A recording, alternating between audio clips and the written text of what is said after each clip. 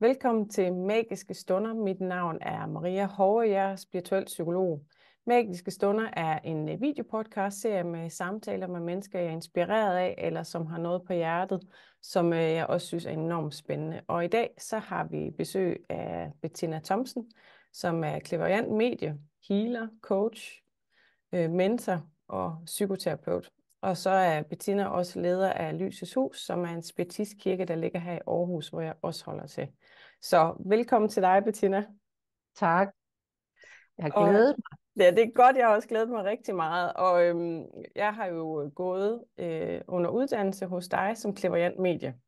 Ja, Så vi kender hinanden ja, sådan rimelig godt efterhånden. Ja. ja, Bettina, vi kunne jo snakke om vildt mange ting inden for det spirituelle. Men ja, det, du har sagt ja til i dag, det er at gøre os alle sammen lidt klogere på, hvad mentalt medieskab er for noget. ja, Godt, så nu starter jeg helt åben, og for nogen kan det jo være første gang, de overhovedet hører om det. Så hvis vi taler om det på en måde, hvor alle kan være med. yes, Ja, så hvad er mentalt medieskab? ja, ja, og det er jo et af de der gode spørgsmål, når vi lige skal have startet på en eller anden måde. Ja, Ja, mentalt medieskab, det siger jo lidt sig selv. Det er noget, der foregår på det mentale plan. Så det menneske, der arbejder, det medie, der arbejder, har en masse oplevelser af den åndelige verden, som de sætter ord på i forhold til sitter, der for eksempel kommer. Så, så det vil som udgangspunkt være en afdøde kontakt, man for eksempel laver, og sitter kommer med et håb og et ønske om en bestemt, der kommer igennem, og det kan mediet ikke på forhånd love. Det sker tit, fordi mediet stiller sig til rådighed, og det, som jeg oplever, det er, når der er et behov, så skabes kontakt. Men det er bare vigtigt at vide, det er ikke noget, man kan på forhånd. Og det, som jeg mærker lige så stille, at den afdøde, eller hvem det nu er, der kommer igennem, kommer tættere og tættere på mig og går ind i mit energifelt. De kommer ikke ind i mig som sådan, men kommer ind i mit energifelt, så jeg kan mærke dem. Og nogle gange kan jeg høre noget, jeg får også indimellem billeder. Men det stærkeste er den her følelse af at mærke dem. Og der er så mange informationer i det. Og så gælder det for mig som medie om at være tydelig og få ligesom givet de her informationer om, hvem er det, der er til stede. Fordi gennem alle de informationer, der kommer, så bliver det ligesom beviset for, hvem det er, der kommer fra den åndelige verden. Og det er faktisk ret fantastisk, hvad de formår at komme igennem med. Men det er altid et eksperiment, og det er forskelligt, hvor dygtige eller hvor gode kommunikatorer de er, dem der kommer fra den anden side. Så man kan have en igennem, som er fantastisk og kommer med masser af informationer, og masser af minder og masser af alt muligt, og man mærker dem stærkt og tydeligt. Og så kan man få en anden, som er meget stille, hvor man tænker, nej, hvorfor siger de ikke noget? Og det er altså den måde, de kommer jo igennem på en måde, så vi kan genkende dem. Så det er nogle gange faktisk det, der er det sværeste, hvis de er sådan nogle stille, tilbageholdende nogen, hvor man, kom nu med noget. Og det er jo så det, man skal lære at formidle, at der ligger også noget i det meget stille.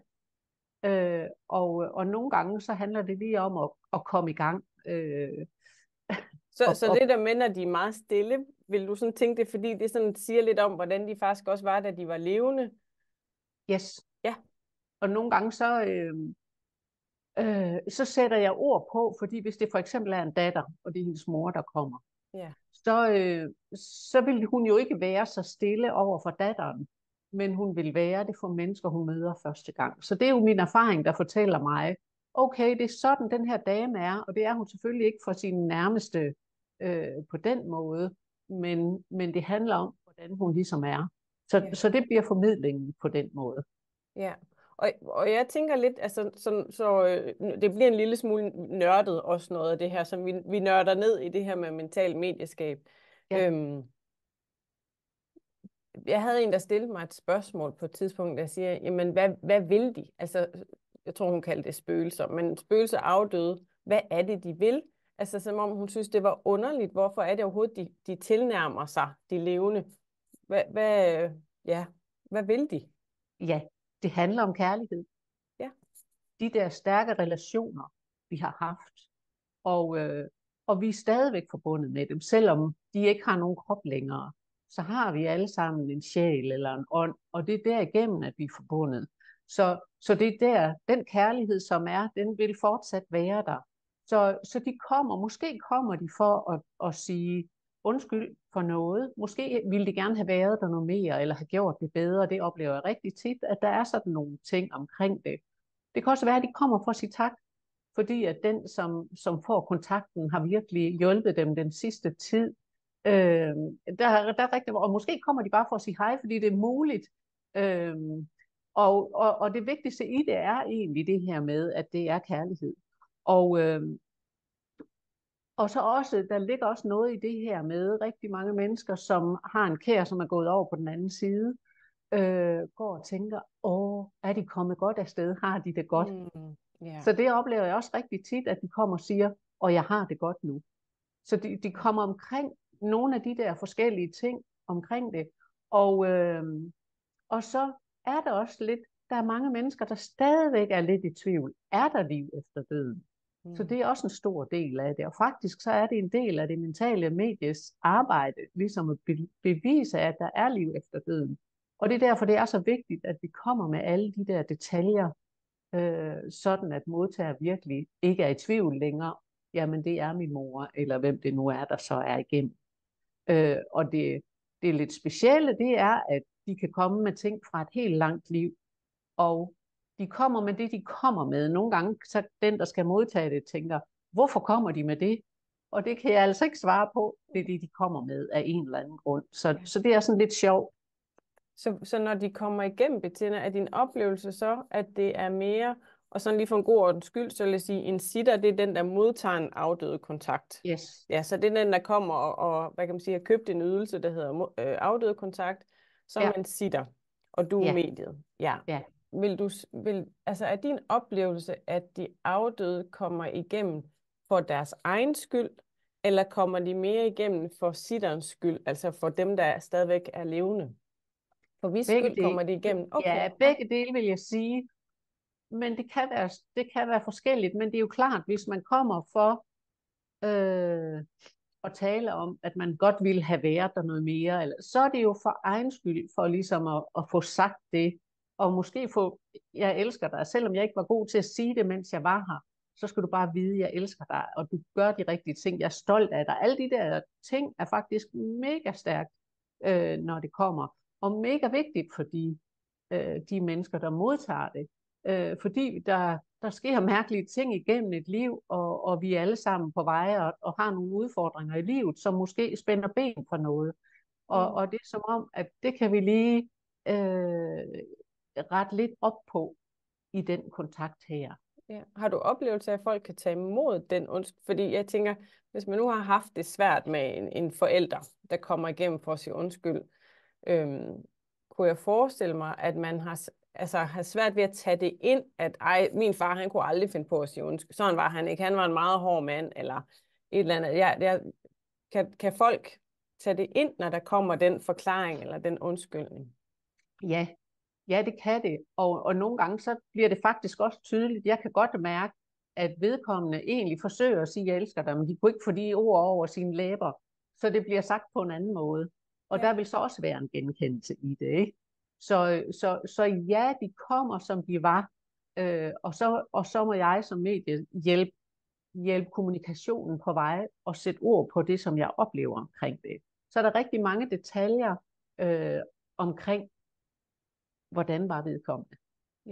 Ja, så det kan jeg huske også, da jeg gik på uddannelse ved dig, Bettina, at det her med beviset, det skal bevises først, at det er en afdøde, der er igennem, før det egentlige budskab kommer igennem, som kan være kærlighedsbudskabet eller undskyldbudskabet. Så prøv lige at beskrive i forhold til, hvorfor det her bevis med detaljer er så vigtigt. Jamen delvis for beviset for, at når vedkommende kommer, det beviser, at der er liv efter døden. Så det er ligesom det første skridt i det. Og det næste omkring, jeg vil være sikker på, at det er min far, eller hvem det nu er, der kommer igennem, for at jeg kan lytte til den besked, der kommer. Fordi hvis ikke jeg er sikker på, at det er min far, der kommer, så gider jeg sådan set ikke at høre, hvad der bliver sagt. Så det er sådan en vigtig point i det der, at det er derfor, det er så vigtigt. Fordi, hvor kommer beskeden fra? Ja.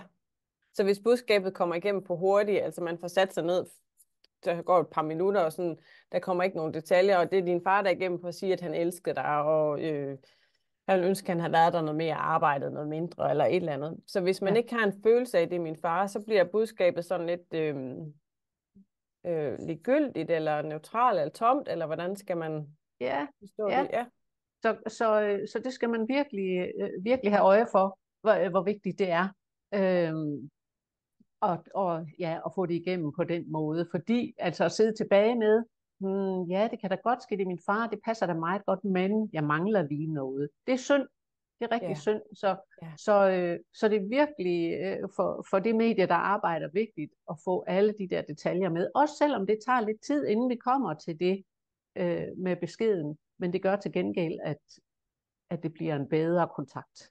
Ja, og detaljer, det kan være hvad? Hvad kunne eksempler være på detaljer? Altså, når jeg mærker, så mærker jeg, hvilket køn er det? Er det en mand eller en kvinde, jeg har her? Kan jeg få relationen ind, så tager jeg den også. Relationen kan nogle gange godt være lidt svær, fordi jeg får måske en farfølelse. Så det kan godt ske, det er en far. Men det kan faktisk også være en, der har trådt en fars sted. Ja. Så der er mange muligheder med far. Også som verden er i dag, kan man sige. Alle de der farrelationer, vi kan have. Ja. Og så dødsårsagen.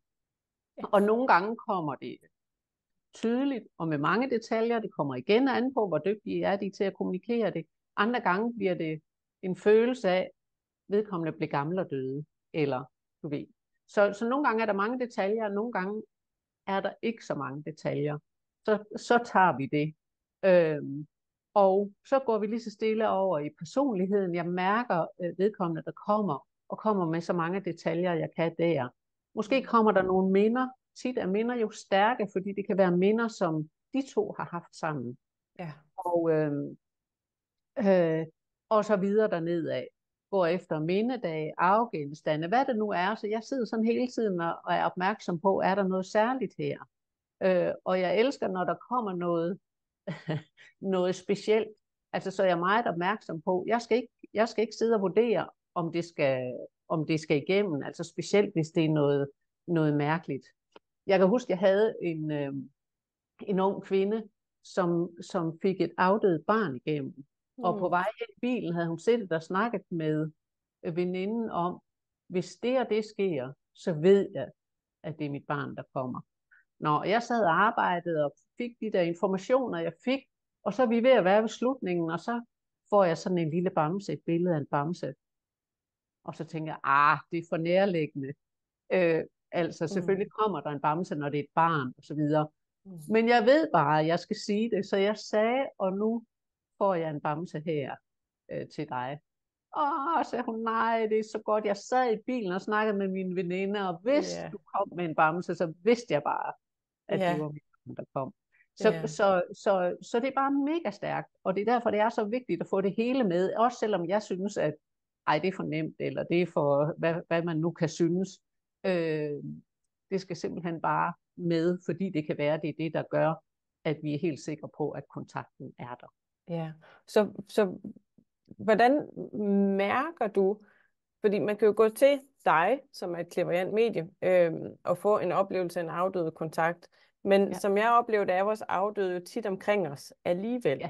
Ja. Så hvordan kan man, så en gang der troede jeg kan huske, da jeg var 16 år, der ligger jeg hjemme på mit værelse hos mine forældre, og sidder og sådan siger ud i rummet, at hvis der er nogen, der er klar til at snakke med mig, den åndelige verden, så er jeg klar til at lytte. Og så forventede jeg jo, at jeg skulle høre det i mine ører som stemmer.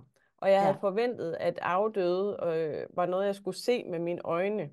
Ja. Så det har taget lang tid for mig at lære, hvordan er det overhovedet, jeg lytter. Hvad er det, altså på en eller anden måde indstille mine forventninger lidt til, hvordan er det, man mærker den åndelige verden. Ja. Så man kan jo selvfølgelig gå til dig, og så kan du formidle en kontakt. Men hvis vi selv går derhjemme, hvordan kan vi selv mærke vores afdøde? Vi kan faktisk gå hjemme og være i gang med noget andet, og pludselig få en stærk følelse af, nu er min far. Øhm, og så er han her. Altså. Og modsat kan jeg sætte mig ned og tænke på min far, så det er ligesom, jeg kalder på ham. Tanken er stærk, og er ligesom det, vi kan sende ud på den måde. Rigtig mange mennesker mærker deres kære. De mærker den der følelse af, at de bliver overvåget, eller de ser en skygge gå forbi, eller et eller andet. Og nogle gange kan de blive lidt forskrækket over det, fordi hvad er det? Ja. Men det er bare deres kære, som er omkring dem. Måske er de i en periode, hvor det er svært, og så kommer de tættere på, for vi skal huske hele tiden, det er det der med kærligheden. Så de prøver at favne os, de prøver at trøste os, og de her ting. Og noget, der har været rigtig sjovt for mig at opleve med min far, det er, min far han elskede at synge. Og så han har gjort nogle gange, på sådan helt specielle lejligheder, kom igennem med sang og musik. Og min far kunne lide al slags musik, og noget af det, han kom igennem med, det var virkelig noget gammelt noget, men det vidste jeg jo, det var hans musik. Ja. Så det var ikke noget, jeg havde hørt i radioen 3 dage før. Det var virkelig noget gammelt noget, så jeg var slet ikke i tvivl om, at det var ham. Det var på min fødselsdag, og jeg var i en periode, hvor det var svært, og det var bare den fantastiske kontakt. Og jeg var hen og finde teksten til sangen frem, og da jeg sad og læste teksten, så græd jeg bare, fordi det var så smukt, altså. Så det var mega stærkt, hvad de kan på den måde, men det kræver jo lige, at vi tager de der par skridt, og lige går videre med det, hvis det for eksempel er en sang. Find teksten frem, fordi hvad er det, han prøver at formidle. Og fortælle. Ja, og en anden ting med min far, så gik jeg herhjemme, og så igen noget musik, jeg kunne sådan genkende, nu er han her igen, det er dejligt. Og så kørte jeg op til min mor, og kom ind, og så gik min mor og nynnede den samme sang. Ej, hvor vildt. Men når du siger, det kommer ind, var det i radioen, eller er det, at du kommer i tanker om et stykke musik, der lige pludselig dukker op i dit, altså inde i hovedet? Ja, det gør det. Det kommer nemlig inde i hovedet. Jeg kan ikke høre det med mit fysiske øre. Nej. Det foregår inde, og det er jo det der med det mentale, at det foregår inde. Ja. Og det er det, der også er svært at forstå nogle gange, at vi hverken ser det med det fysiske øjne eller fysiske ører. Ja. Det er noget, der ligesom sker inde i os. Ja. Fordi hvis vi hører med det fysiske øre, eller ser med det fysiske øje, så er vi over i fysisk medieskab, hvor alle så skal se det. Ja. Men det er simpelthen, vi bruger mediets sanser til at arbejde med. Ja, så det man skal forstå på en eller anden måde, det er, at du har et energifelt, ja. Og de afdøde, du har et energifelt med en fysisk krop, kan man sige. Du er stadigvæk forankret, vi er stadigvæk forankret i en fysisk krop, og de afdøde har bare forladt en krop, men de er stadigvæk et energifelt, der så træder ind i vores. Og så er der nogle frekvenser, der på en eller anden måde rammer hinanden, der så, kan man sige, vi er en eller anden form for transistorradio, der så kan omsætte det til noget meningsfuldt materiale, de vibrationer, de frekvenser. Ja, det kan man. Og en af de ting, som vi gør, når vi arbejder som medier og stiller os til rådighed, det er lige at indstille os til det, der skal foregå. Ja. Og faktisk så gør jeg det, at jeg bruger vejrtrækning. Jeg beder jo altid bøn. Det kan også bare være et fokus, så det sådan er tydeligt, hvad er det, jeg gerne vil, og sætte ord på det, fordi igen, det er skabende og giver kraft til det, der skal foregå. Så bruger jeg vejrtrækning og løfter ligesom min energi, og jeg gør det, som vi kalder åbne op til den åndelige verden.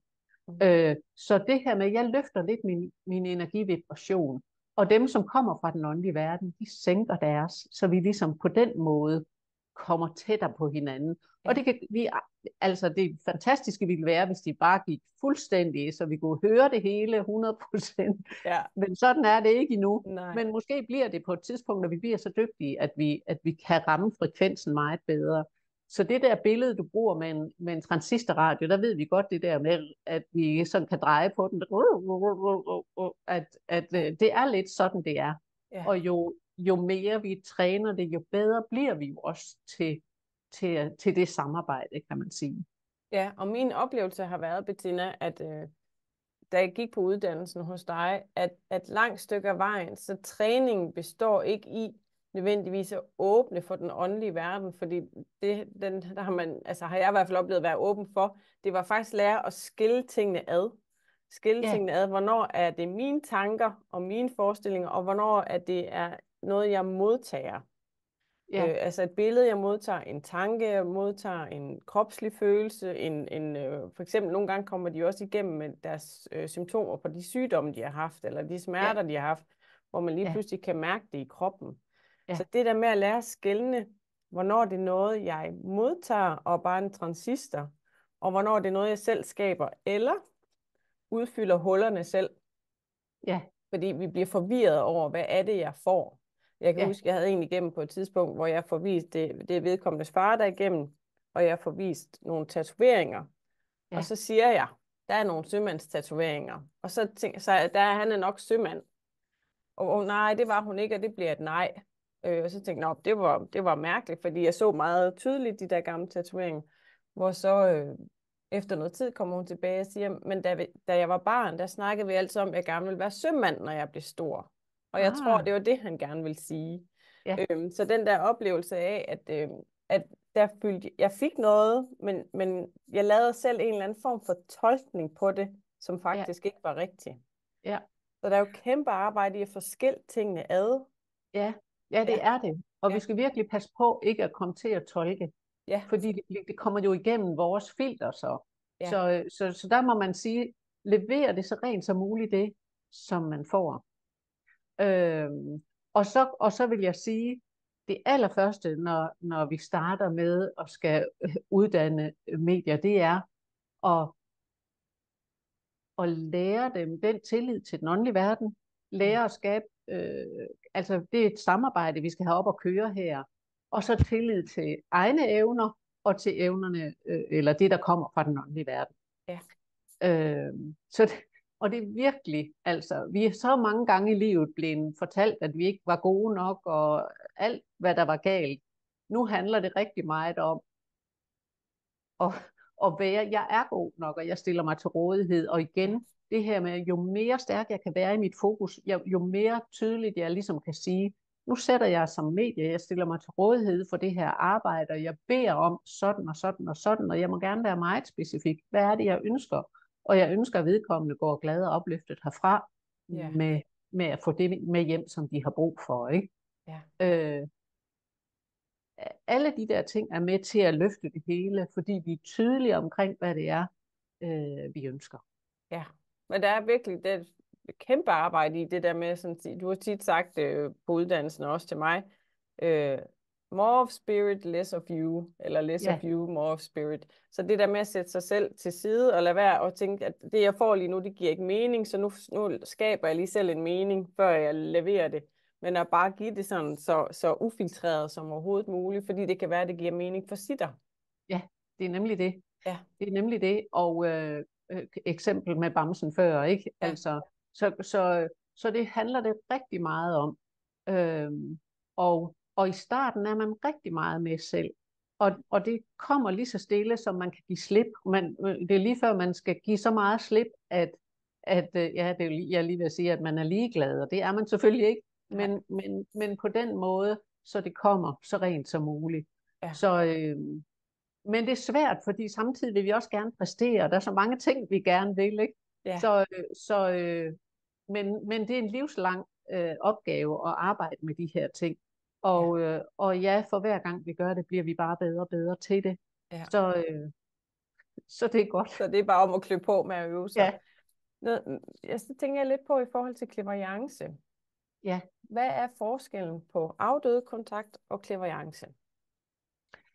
Øhm, altså, man kan godt lidt sige, i gamle dage snakkede man lidt om, at clairvoyance var omkring mennesket, og man ligesom læste mennesket og de ting, der var. Og når det var medieskab, så var det de afdøde, der kom. Der var det sådan skarpt opdelt, det ene og det andet. Men det har lige så stille udviklet sig til, at nu hedder det nærmest clairvoyant det hele. Og så siger en clairvoyant, ja, det kan også være, at der kommer en afdød igennem. Er du ok med det, for eksempel? Ja, ja.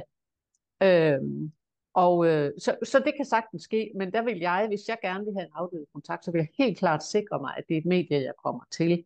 fordi de er trænet i at få detaljerne omkring det. Ja.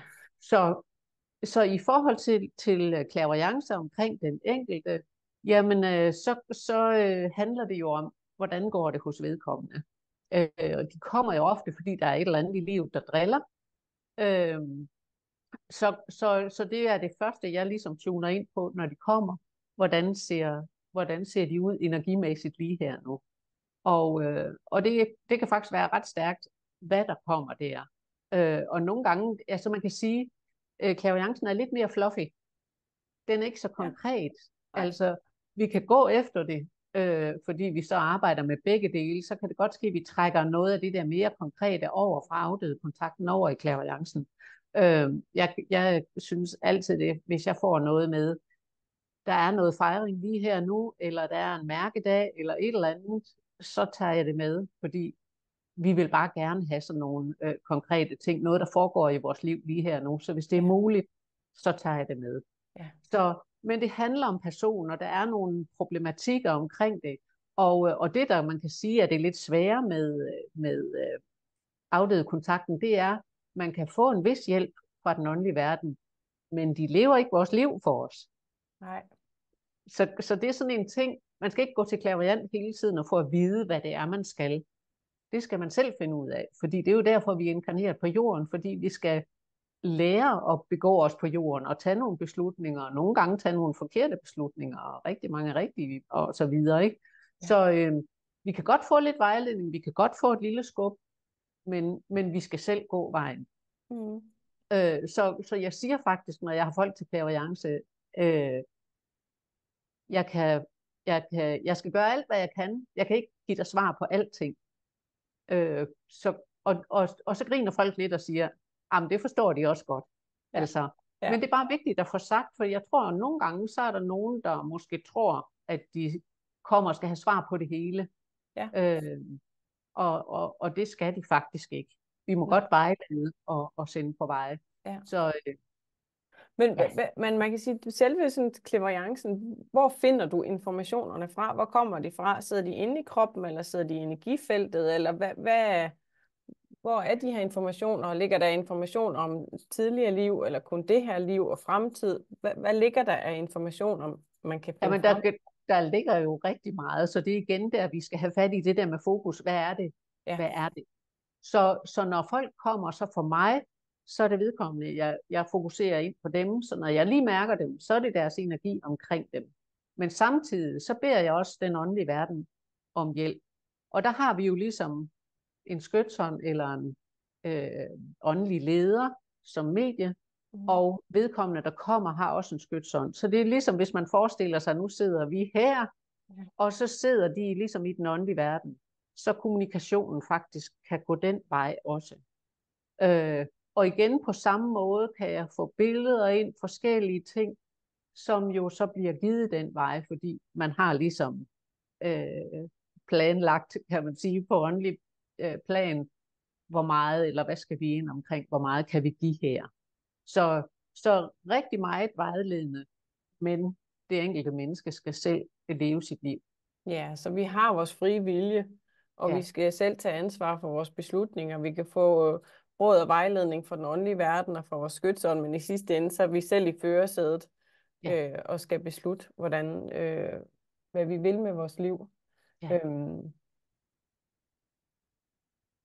Så på en måde så hører jeg dig sige, Bettina, og det er jo også min oplevelse af dig. Vi kan dybest set få alt muligt at vide fra tidligere liv og fremtidige muligheder, og sådan, men jeg hører ligesom dig på en måde gøre det jordnært og sige, her nu i dit liv, det vi skal i dag, hvordan kan du omsætte det til noget, du kan bruge nuværende tidspunkt i dit liv, så vi gør det lidt mere jordnært, fordi ellers så kan man have alle mulige vilde rejser og informationer ud i alt muligt, og hvad skal vi bruge det til? Ja. Helt sikkert, og det er mega vigtigt for mig, at det bliver brugbart og begge ben på jorden. Når der så er et menneske hos mig, så er det ofte den situation, der er nu. Altså så beder jeg om at lige se tilbage, måske til noget, som relaterer til det, der foregår lige her nu. Og der kommer jeg ofte tilbage i opvæksten. Og måske har far eller mor været dominerende.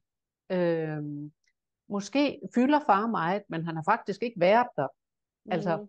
så der er sådan rigtig mange ting der, som så giver mening. Og også oplever jeg tit, hvis det er vigtigt at få en tydelighed ind omkring, at vedkommende har trukket sig fra verden, fordi det har været følsomt. Der har været nogle ting der, det oplever jeg rigtig, rigtig tit. Og så der ligesom bliver en forståelse af, det er ikke noget forkert, du er ikke forkert. Det har faktisk været nødvendigt for dig at gøre det der, fordi det var en del af din proces til at komme dertil, hvor du er i dag. Ja. Så der kan komme nogle fine ting frem der, som fortæller mig, okay, det er noget af det, som vi bøvler med her og nu.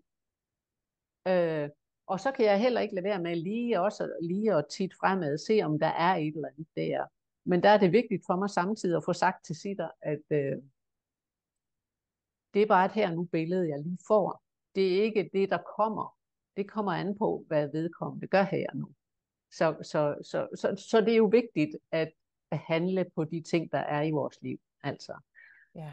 Ja, så hvis Ja. vi skal af med den mand, der slår os, så må vi jo sparke ham ud af døren. Ikke? Altså, det kommer ikke af sig selv. Nej, og på en eller anden måde, så i forhold til at kigge fortid, nutid og fremtid, og det der med at kigge ind i fremtiden, altså, så der er ikke bare sådan en skæbneslinje, der allerede ligger til os. Der er et hav af muligheder, og Ja, vi vælger selv. Så ja. man kan sige, når du kigger ind i fremtiden, hvad er det så, du får, når det nu ikke bare er én mulighed, hvad er det, du kigger ind i? Altså, sådan som jeg ser det, Ja, sådan som tingene står lige nu, når jeg så kigger frem, så er det det, jeg får. Og ja, måske er det skytsånden, der prøver at sige, det her er en mulighed for dig, hvis du ønsker det. ja, Så du ligesom kan gribe den. ja. Og fordi som tingene er nu, så kan du nå derhen. Ja, men jeg kunne også vælge at lade være at gå med det, og så bare sætte mig Ja, i sofaen, og så gøre ingenting. yes, Og så bliver mit liv derefter. ja, Ja, så der er meget det her med, at vi har vores frie vilje, der vi skal selv mobilisere modet til at gøre nye ting, tage nye skridt, sige fra, sige til. ja. Og det kan den åndelige verden heller ikke gøre for os. Nej. Nej. Nej, det er virkelig en af de der ting. Jeg plejer sådan at snakke om det her med, inden vi bliver inkarneret, så sidder vi i den åndelige verden sammen med vores skytsånd, og ligesom laver en aftale om det her liv, vi skal ned i. Og vi kan godt være meget opsat på, nej, og jeg skal have det med, og jeg skal have det med, og jeg skal arbejde med det og det og det. Og så siger skytsånden, hold, det der, det er mere end rigeligt. Jeg synes bare, du kan nøjes med de 3 første, så får Ja. du rigeligt at gøre. Og så lytter vi forhåbentlig, fordi og så bliver vi inkarneret, og nemlig når vi bliver inkarneret, så får vi den frie vilje med, og så slettes al erindring om, hvad vores aftale er, fordi ellers så giver det ikke mening med den frie vilje. Og så går vi ellers ud i livet, og så går der lige lidt tid, inden vi begynder at rende der. Men hvor jeg indimellem tænker på den stakkels skytsånd, der prøver at hjælpe os, fordi de kan jo ikke intervenere eller gøre noget, men de kan komme med input til os. Altså jeg plejer at sige det lidt som den gode dårlige samvittighed, som vi får sådan en fornemmelse af, ej, der skal du ikke gå hen, eller ja, det er en god idé-agtigt. Så det er måden, de ligesom kan påvirke os på. Ja. Men vi vælger selv i vores liv. Ja. Er din oplevelse, at så vi har jo lige snakket om, jo mere man kan tilsidesætte sig selv og lade den åndelige verden komme igennem så rent som muligt, jo Ja. bedre. Har du indtryk af i forhold til medier og clairvoyante, at der alligevel er forskel på, hvordan et budskab kommer ned igennem et menneske?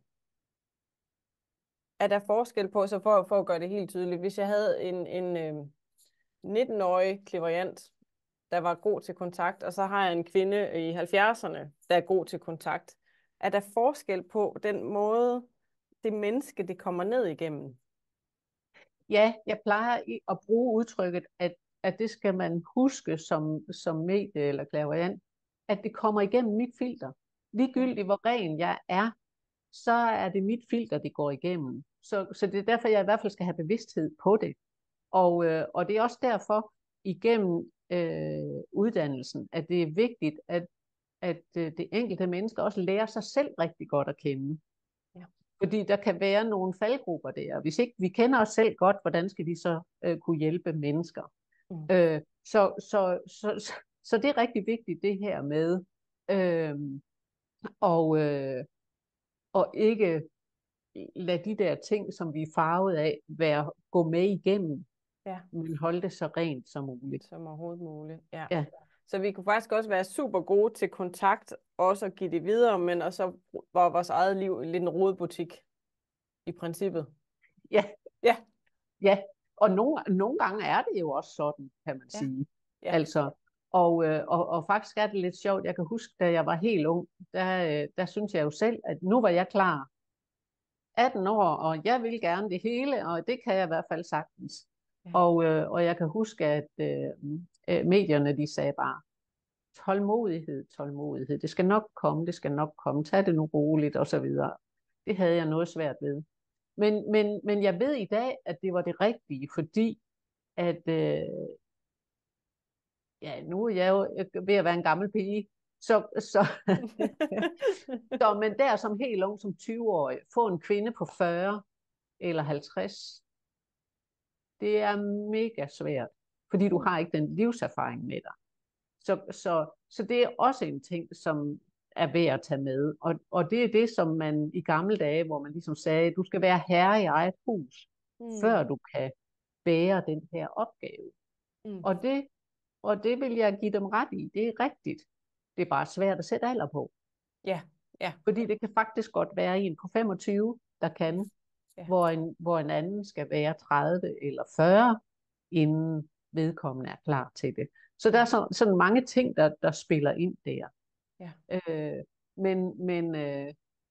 Men det har jeg virkelig tænkt på flere gange, at tak til dem, fordi indimellem har jeg også rendt ind i, altså det er ikke nemt at være medie eller spirituel, fordi du møder altså indimellem nogle ting i livet, som er hårde, og der er det altså godt at hvile i sig selv, så man ligesom ved, okay, det handler om noget andet, for eksempel. Det handler ikke om mig personligt, eller hvad det nu er. Ja, så ligesom at blive lidt grounded. Og jeg tænker også i forhold til sine egne mønstre. Jeg kan huske, jeg på et tidspunkt var, nu er jeg bare klar til, nu skulle jeg åbne op for det spirituelle. Og så tager jeg faktisk kontakt til en clairvoyant for ligesom at høre, er det nu? Og hun siger ligesom til mig, nej, du er ikke klar. Du skal arbejde med dit præstationspres først. Ja. Og jeg synes, det var så nederen. Altså jeg blev simpelthen så skuffet, fordi jeg tænkte, nu skal jeg bare den her magiske verden, og jeg er bare så klar, det er bare så spændende. Og jeg læste masser af bøger, og så masser af videoer, podcast og sådan. Så det var simpelthen sådan nederen besked at få at vide, at jeg skulle arbejde med det først. Men det brugte jeg faktisk en del år på, så at arbejde med at rydde op i det mønster hos mig selv. Og da jeg så starter hos dig, så kan jeg godt se, hvis jeg ikke havde gjort det, så ville jeg simpelthen ikke kunne høre noget som helst. Fordi mit præstationspres ville stå og larme, at jeg skulle gøre det så godt, og det skulle være en fantastisk oplevelse for sitter, og jeg måtte ikke ramme forkert. Det skulle være rigtigt det hele, og ikke fordi det fyldte stadigvæk på uddannelsen, men slet ikke i samme grad, som det ville have gjort, hvis jeg ikke havde arbejdet mere bevidst med det mønster inden. Ja. Så det der med også på en eller anden måde arbejde med noget af sit eget, kan være nødvendigt, tænker jeg, for at kunne være en kanal. Det er mega vigtigt, det er det virkelig. Og det er bare, når man er 18 år og gerne vil det hele, ikke? Så har man ikke lyst til at høre det. Altså, men det er bare rigtigt. Og der er så mange ting, vi skal i livet også, fordi det er jo mere end bare, altså nogle gange glemmer vi, fordi vi bliver fokuseret på, den åndelige verden er fantastisk, og hvad vi kan, og wow. Men vi er altså kommet her til jorden for at leve, altså blive inkarneret for at lære noget af det her liv også. Så det skal vi jo også, og vi har en partner måske, og vi har børn, og vi har altså alt muligt, hvad vi nu har, og alt det der skal vi lære af og igennem. Så det er vigtigt også at få med. Og måske er der har vi valgt at tage nogle tunge opgaver med, apropos det der med, hvor meget vi har travlt med at skal have med, ikke? Ja. Så der skal være plads til det hele. Ja. Nej, det er virkelig nuanceret. Meget. Det tager jeg lige nu tager jeg lige et spring. Det er fordi, jeg tænker lidt, noget af det, jeg har mødt, da jeg begyndte at læse på som medie, clairvoyant medie, Det var sådan lidt, og jeg får lyst til at kalde det som sådan en 90'er ting, men jeg ved ikke, om det er en 90'er ting. Men det er det bare i mit hoved, det her med afdøde, der sidder fast Ja, og ikke kan komme over på den anden side. At det er som om, at jeg tror ikke, det er mellem de yngre mennesker, men min egen generation ja. deromkring, der er der sådan meget det her med ånder, der sidder fast. Hvad tænker du om det? Hvad er din Ja. oplevelse? Øhm, at det er noget, der er blevet gjort meget større, end det overhovedet fortjener. Fordi det er sådan en nem måde at få det gjort. For det første, så siger de fra åndelig side, at de skal nok klare det selv. Altså, og vi glemmer nogle gange, vi er så fikseret på tid. Ja, men det kan da godt ske, at der er en, som har svært ved at slippe det jordiske, men de skal nok komme over, fordi de hjælper dem også fra åndelig side. Så for lige at tage den her først. Når vi skal over på den åndelige side, så har man inden for, hvis man vil hjælpe nogen over, du vil gå ud og lave husrens eller sådan nogle ting, så vil man sige, og så sende dem over i lyset. Og det er jo igen også sådan lidt en skrøne, en måde at ligesom sige det på. Det er nemt at sige på den måde. Det ville være meget bedre, hvis man sagde, du skal søge over mod dem, der er gået foran dig, dine kære, som er i den åndelige verden. Fordi de står nemlig at tage imod. Og det vil give mening. Det der med over i lyset, det er jo et vidt begreb.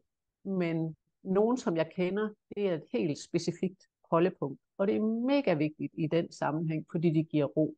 Og nogle gange er bare snakken om, at der er nogen der til at tage imod dig, så vil den afdøde også høre, hvis de pludselig hører nogen kalde deres navn, så vil de på den måde være lyttende.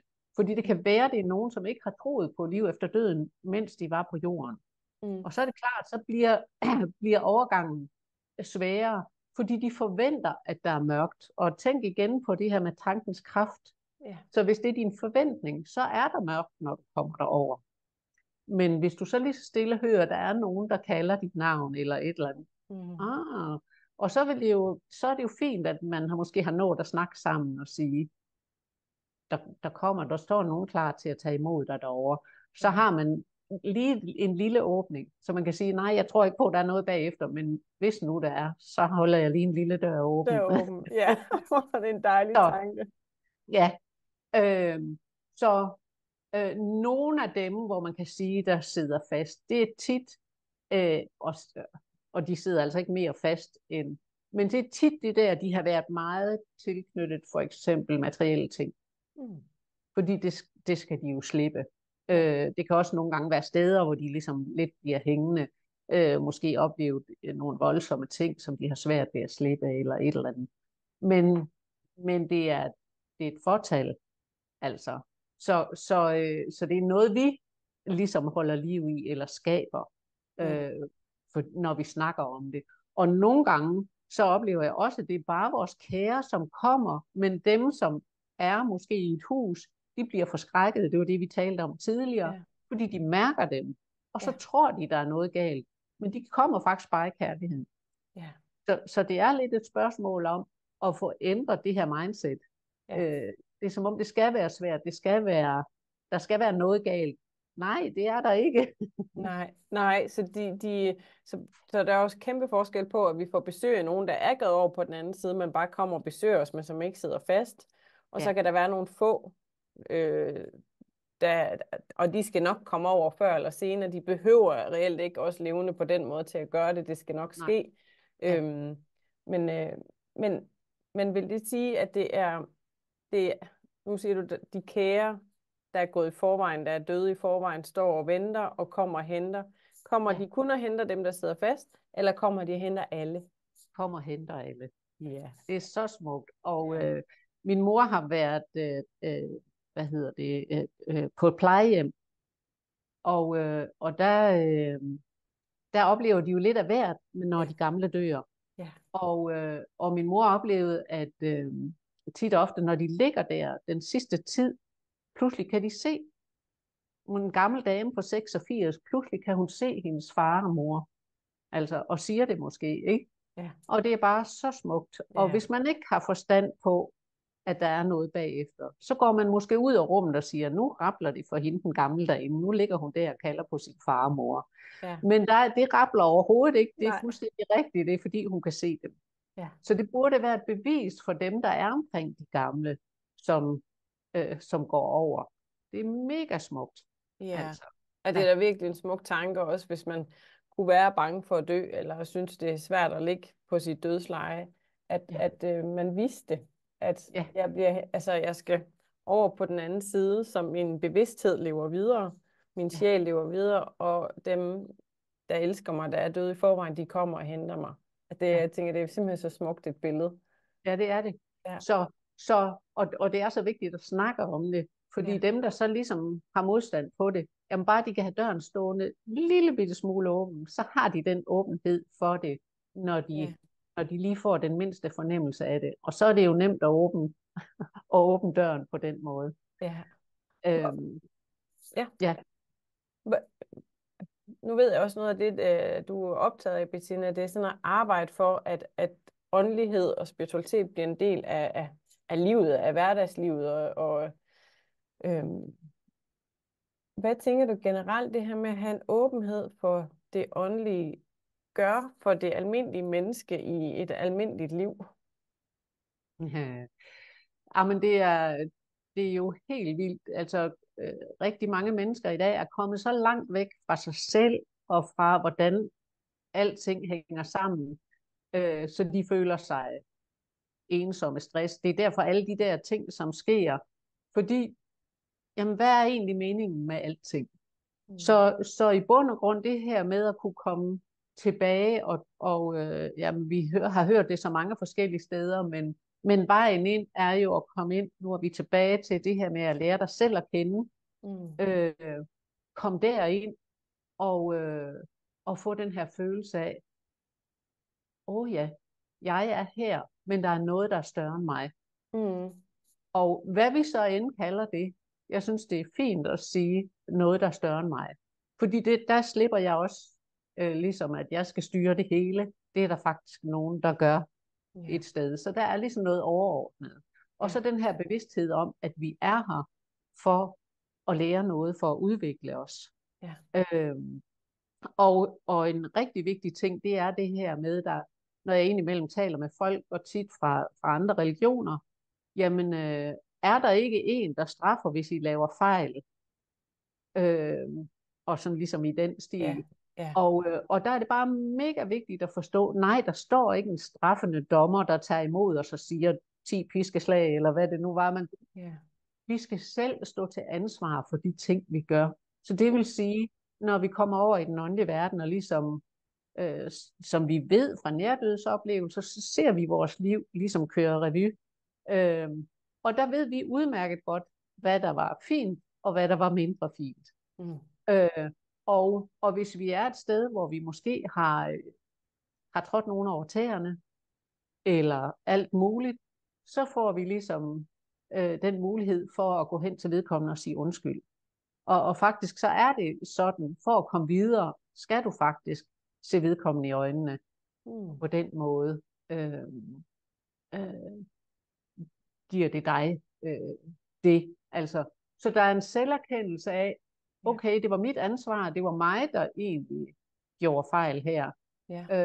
Det kan jeg rette op på ved at sige undskyld til vedkommende, eller hvad der nu skal til, det kommer jo an på, hvad det er. Og det har jeg sådan haft en god tanke om. Principielt kan vi stadigvæk gøre det, mens vi er her. Vi behøver jo ikke at vente, til vi kommer over i den anden tid. Nej. Så det er den her store bevidsthed om, at det hele hænger sammen. Og det er jo noget af det, som med det her med kvantefysikken, som er kommet ind over i de her dage, at alt er energi.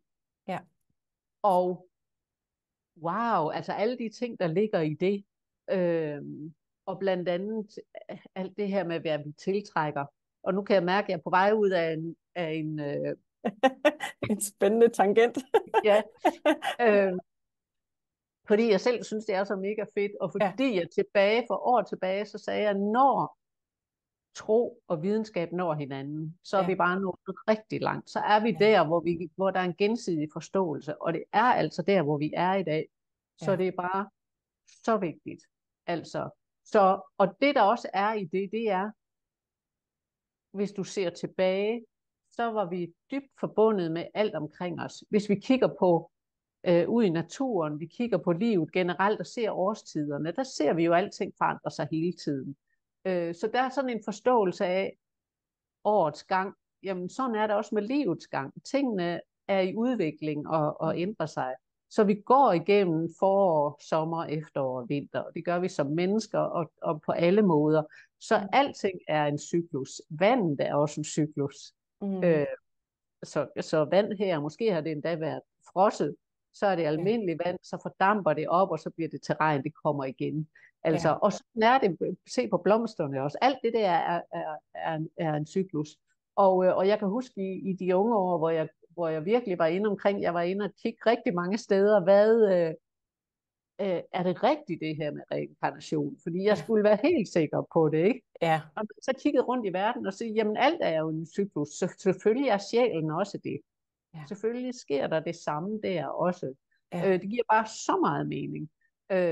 Og for alle, der er i tvivl, eller sådan, undersøg det, gå ind i det, fordi der er bare så mange steder, hvor vi får svar. En af dem, jeg mødte, det var jo Platon, hvor wow, det var bare stort for mig. Så det er ikke bare noget her, det er faktisk noget, der har været der altid. Ja. Og måske har der været nogle mellemliggende trin, og måske noget med kirken, der gerne vil styre os, og sådan nogle ting, som så gjorde, at man skar noget af det væk. Og den historie kender vi jo godt omkring reinkarnationen, som blev taget ud og så videre på nogle kirkemøder tilbage i tiden og sådan noget. Ja. Så alting er undervejs eller ændrer sig hele tiden. Og det er bare det, der gør livet er så fantastisk spændende. Helt vildt.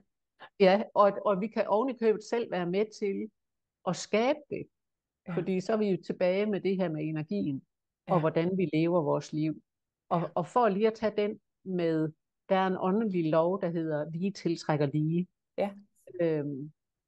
Fordi det jeg oplever nogle gange for folk, at det kan de godt have lidt svært ved. De synes, at deres liv er hårdt og svært, og de har det fokus hele tiden på alt det dårlige. Ja. Og hvor der handler det altså rigtig meget om at ligesom forvente de tanker, vi går med. Fordi tanken er en skabende kraft.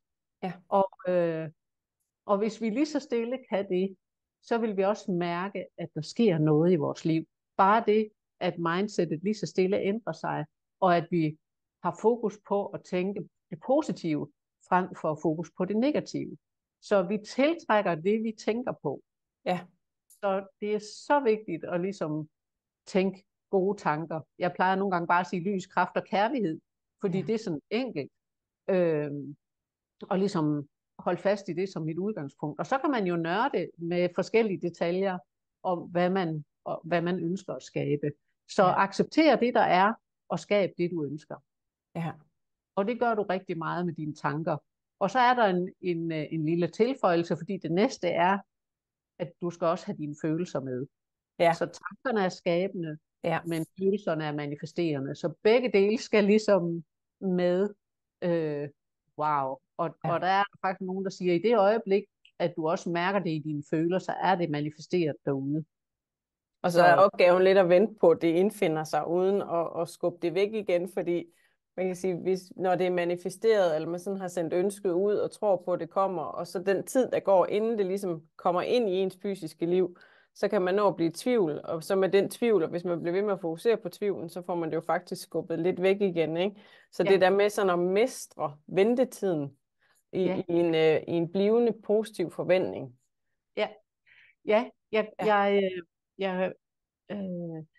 Jeg prøver også at sætte ord på det på den måde, at hvis der er et eller andet, vi gerne vil i vores liv, så har vi sådan en tendens til at sætte os ned og vente på, at tiden er rigtig. Ja. Men vi skal faktisk gå ud og gøre det. Vi skal gå ud og være det, vi gerne vil være. Ja. Og så falder energien på plads omkring os. Ja. Det er jo et helt andet billede på energi. Ja. Så lige når vi står her, så er det ikke sådan. Men vi skal gå ud og gøre det alligevel. Og så falder energien på plads omkring os.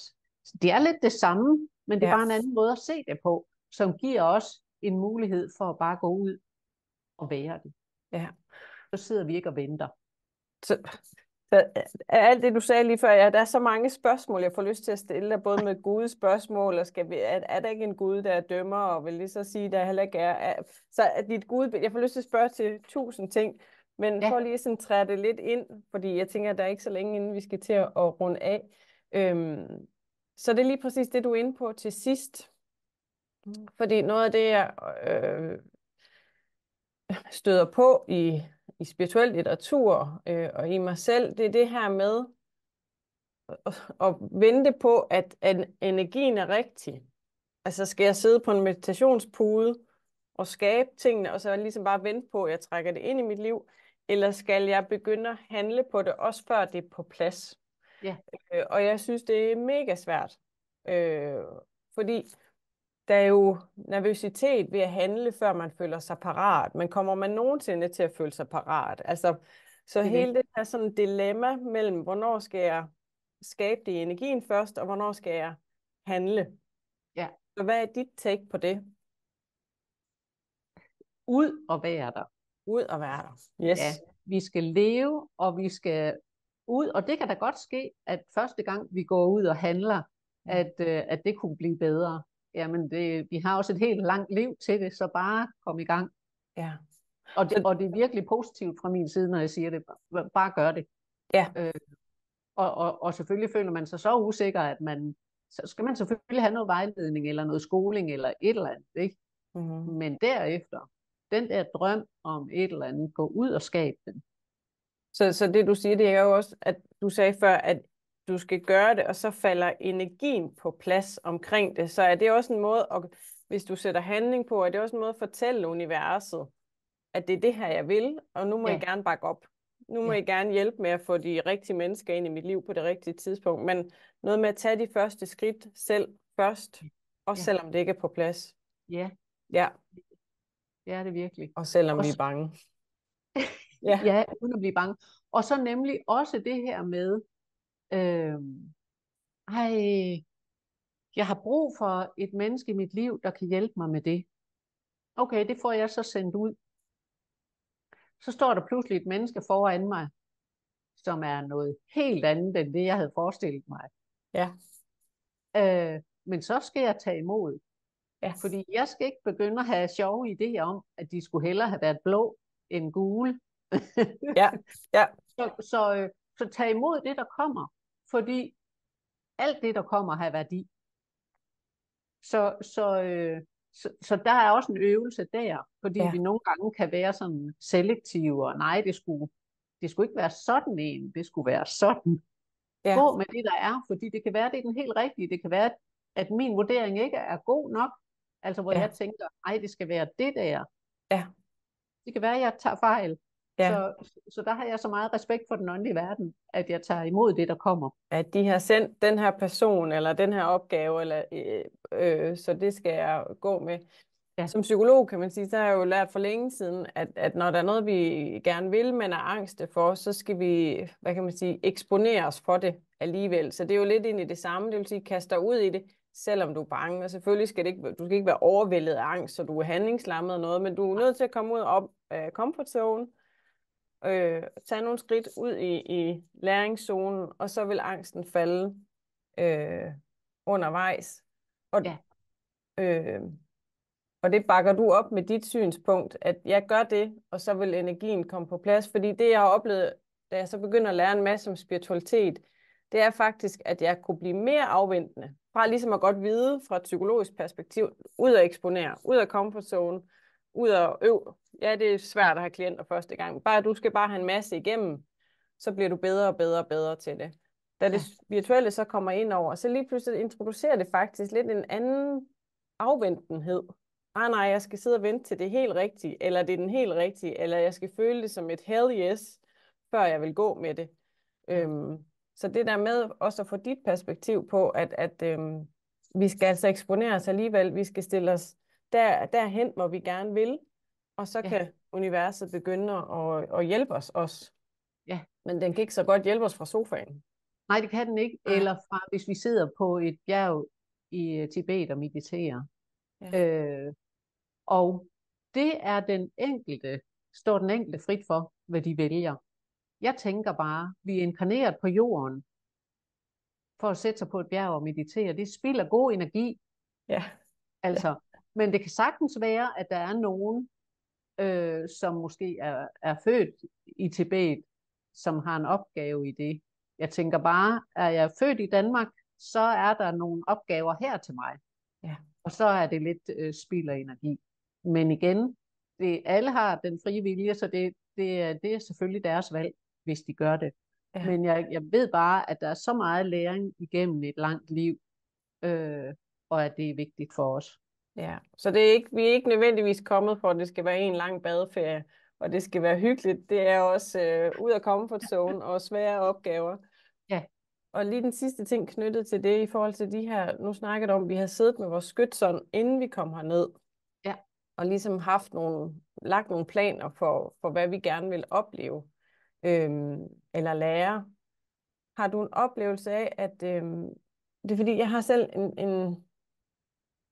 en fornemmelse af, at vi kommer herned med et formål. Og hvis vi kommer på afveje i forhold til det formål, eller flere formål, at så begynder vi at kan blive dårlige, altså blive deprimeret, eller sådan virkelig få meningskriser i vores liv, og måske endda fysiske symptomer, og blive syge. Ja. Og omvendt, hvis vi ligesom lever i overensstemmelse med det, vi ville, da vi kom, så er der mere trivsel. Men det kan klasse lidt med min oplevelse af, hvad nu hvis vi kommer ned for at lære noget svært? Ja. Kan du følge mig i den? Ja, jamen det kan jeg sagtens. Og jeg oplever ligesom også vores udviklingsvej, og det er mange forskellige ting. Så jeg har en problematik med noget, jeg arbejder med. Ja. Det er ligesom her. Så lærer jeg noget af det, og så går jeg ligesom videre i livet. Så er det ligesom det er sådan en opadgående spiral. Næste gang jeg kommer til det der igen, så var der lige noget mere.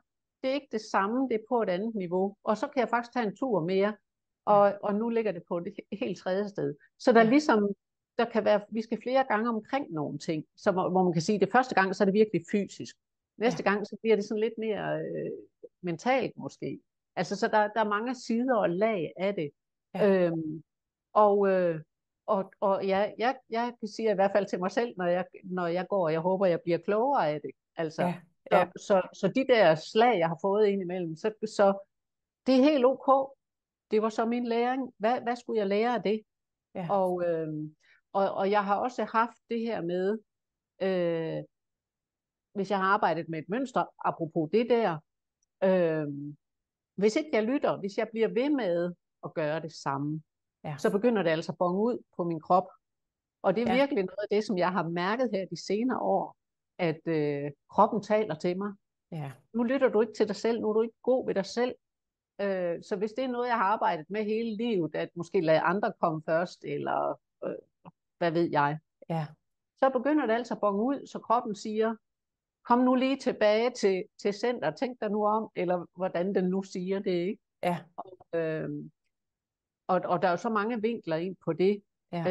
Så hvordan behandler du dig selv på alle måder, i alle sammenhænge? Det bliver mere og mere tydeligt, oplever jeg, jo ældre vi bliver.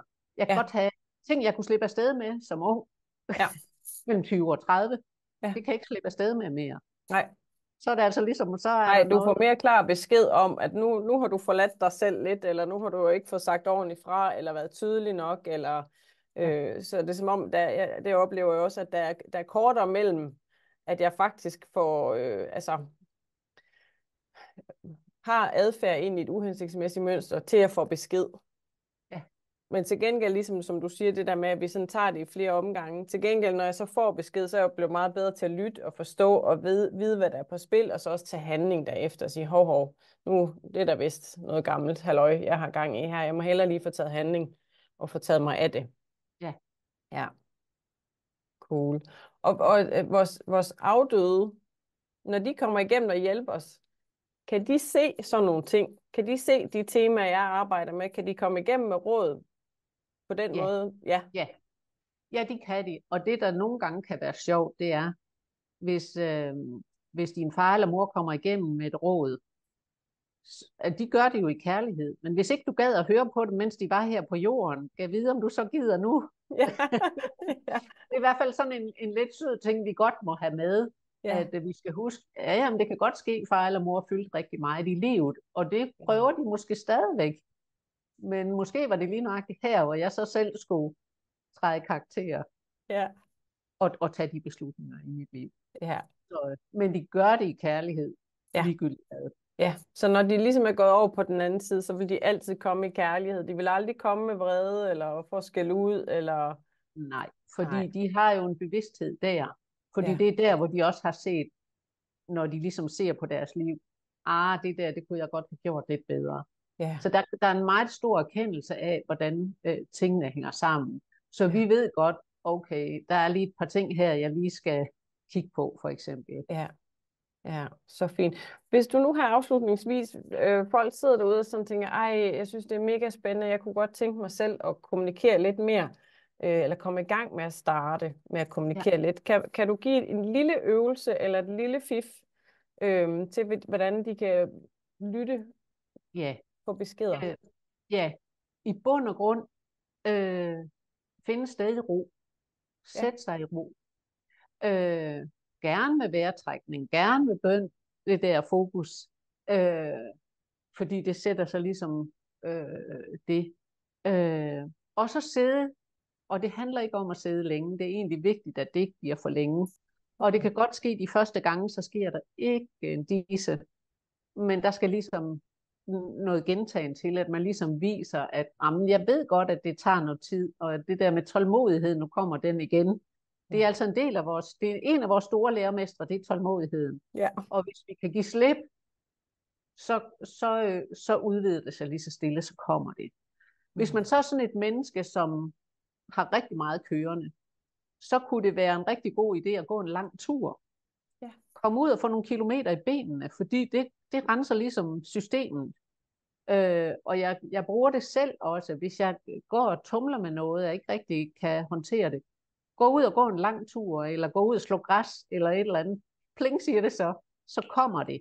Ja. Så de er omkring os, og de bruger selvfølgelig, hvad de kan, vores intuition og de her ting. Så både gå tur kan være godt, fordi vi glemmer ligesom os selv, når vi går turen og går og kigger, så kan det nemmere bare komme ind. Så kan de ligesom sådan lidt nemmere, Ja, når vi sidder, så kan vi godt være så fokuseret på, nu skal der komme noget, ikke? Så bliver vi sådan helt stive i det. Ja. Så have tålmodighed og være gode ved os selv, og hvis der kører for meget i hovedet, jamen så slip det, så prøv igen i morgen, altså. Yeah. Og normalt siger jeg, og jeg kalder jo det her med at sidde på den måde, og sidde i energien. Ja. Og det vil være rigtig godt at gøre hver dag. Fordi delvis, så når vi at mærke os selv, og så kan vi ligesom også mærke den åndelige verden. Ja. Og det er bare en god måde, at vi også når at lige mærke os selv i forbindelse med det. Ja. Men det tager tid. Ja, og jeg ved det, og jeg ved, du er selv meget disciplineret, Bettina, og jeg ved, jeg sidder selv og et kvarter hver morgen i energien. Ja. Og hvis jeg i en eller anden periode bliver meget stresset, så kan jeg godt se, når det kvarter er gået, så har jeg ikke siddet i energien, jeg har faktisk bare siddet og tænkt. Og det føles markant anderledes. Altså over tid kan jeg mærke en kæmpe forskel, når jeg bare har siddet og tænkt, og hvornår jeg har været i energien. Og jeg kan ikke snakkes til, jeg kan ikke kommunikeres med, når jeg bare sidder og tænker på dagens opgaver, jeg skal også have skrevet til, og nu glemte jeg det, og Men når jeg sidder i energien, så kommer der beskeder ind på en helt anden måde. Så kommunikationen med den åndelige verden er meget nemmere, men det kræver disciplin, og det kræver, at jeg er vedholdende, og jeg er konsekvent i det. Ja. Bettina, jeg vil sige dig tusind tak for at gøre os alle sammen klogere på mentalt medieskab, og hvis man gerne vil have noget mere af dig, følge dig og vide noget om det, hvor kan man finde dig henne? Altså på min hjemmeside, bettinathomsen.dk, der kan man stort set finde det hele. Jeg er også begyndt at lave nogle små lydfiler til YouTube.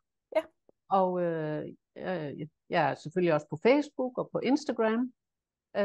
Så bare kom an. Så man kan finde dig mange steder. Og tager du stadigvæk imod sitter, kan man komme og få afdøde kontakter til variance hos dig? Og der kan man nemlig læse inde på hjemmesiden. Ja, hvis man er interesseret i det. Ja. Det er godt.